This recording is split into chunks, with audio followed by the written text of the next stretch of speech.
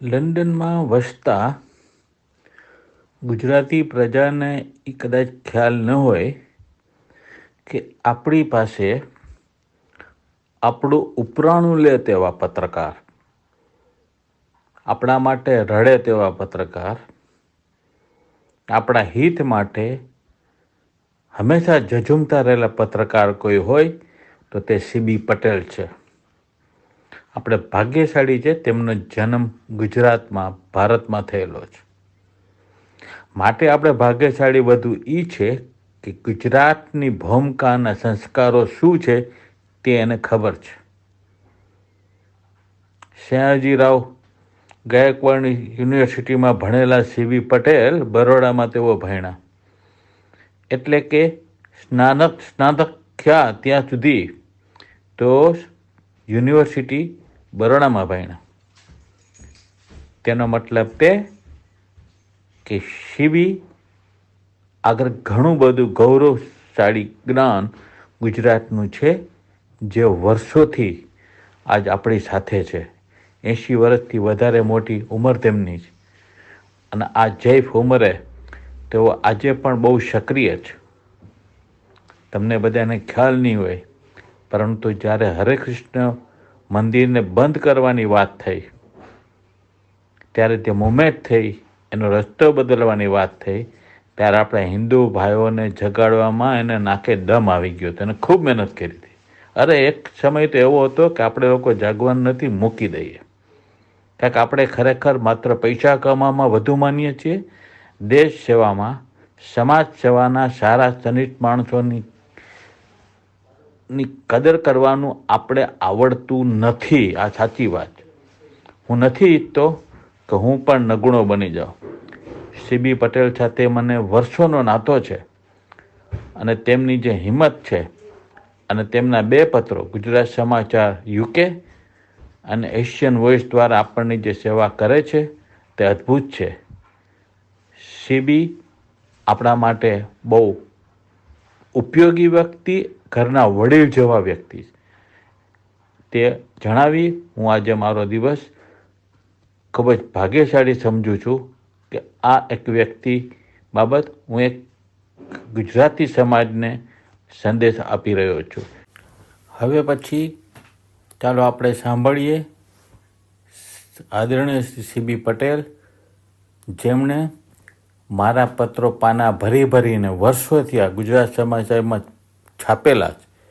સ્વાધ્યાય સામે મારા પ્રશ્નોની રજૂઆતો છાપેલી છે અને તે સંદર્ભમાં જ ત્યારબાદ પંકજભાઈ ત્રિવેદીની ક્રૂર હત્યા થઈ, જેના 18 વર્ષ વયા ગયા, તેના તેઓ સાક્ષી છે.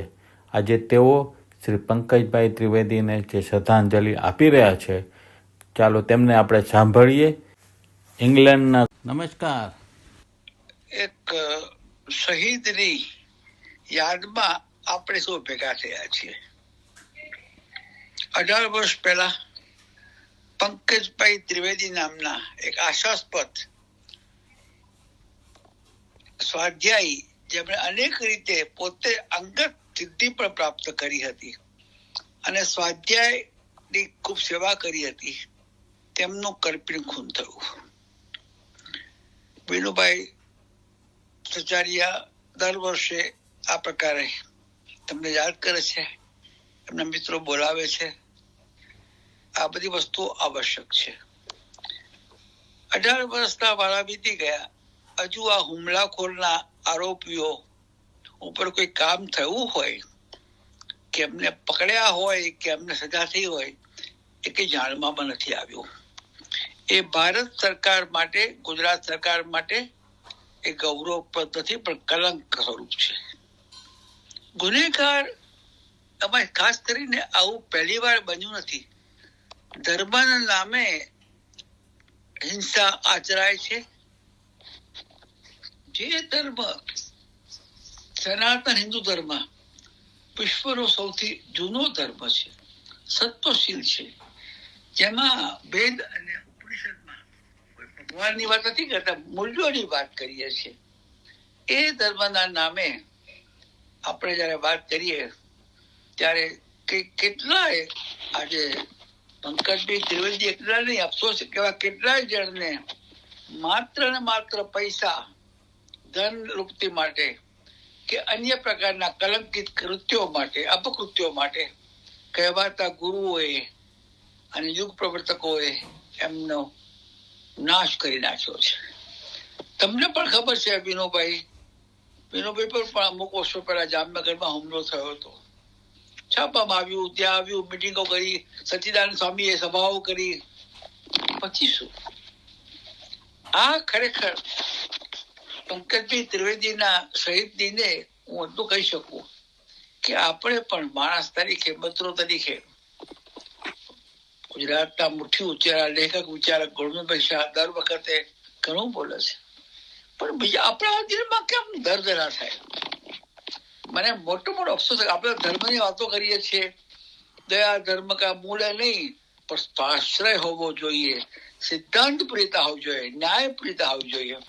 એટલે વિનોભાઈ તમને હું ધન્યવાદ આપું છું, તમારા મિત્રોને પણ કહું છું, પણ મહેરબાની કરીને આ ફક્ત વર્ષમાં એક દિવસ યાદ કરવાનો દિશો નથી.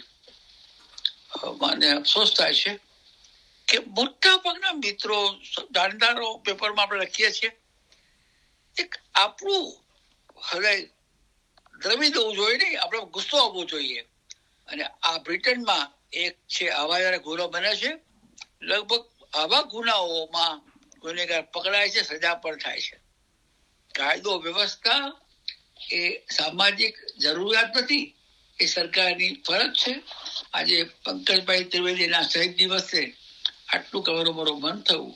જેટલી મિત્રો આ સભામાં હાજર હોય અને ના ખબર હોય, મહેરબાની કરીને બધાને કહો કે આપણું પોતાનું સન્માન અને સહી સલામતી એ આપણી જવાબદારી છે.